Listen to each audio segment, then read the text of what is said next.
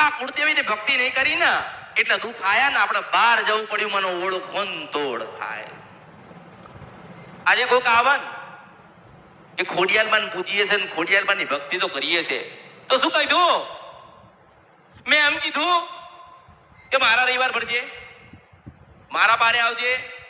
મેં શું કીધું ખબર? રાજપર આવી જજે. મોકલ્યા ને તો આજે રાજપર આવી જાય, માણસ માફી માંગ, પાવાગઢ જાય માફી માંગ, એના મઠે જાય, એના મંદિરે જાય, વડવાઓ મૂકીને ગયા હોય ત્યાં જાય માફી માંગ, તો માં આશીર્વાદ તો આલન આલે કે નહીં? આજે હું તમારા મઠ મંદિરે તમને ના મોકલું ને તો મારું સત જતું રહે, પણ મારું સત છે ને જવાનું નથી. કારણ સમય આવે એટલે ખોડિયાલ નાખવા આવશે, સમય આવશે એટલે કાળકા આપી જશે, સમય જશે એટલે કોક સધી માતા આલી જશે.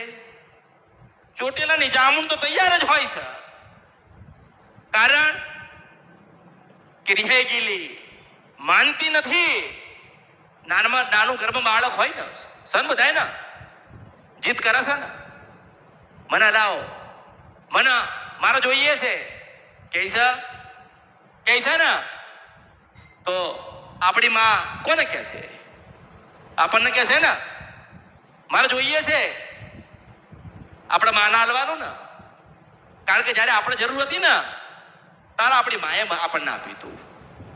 જો આપણી માની પાસે આપણે માંગી લીધું, આજે સમય આવ્યો એને હાલવાનો એટલે આપણે આપી શક્યા નહીં. એના ભક્તિ ના કહેવાય, ભાવ ના કહેવાય, આ સ્વાર્થ કહેવાય. સ્વાર્થ, લોભ, લાલચ.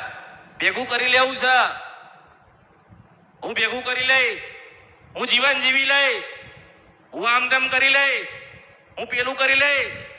કશું થતું? કશું નહીં થતું. તમારે જોવું હોય તો જોજો, તમારે લખવું હોય તમે લખજો.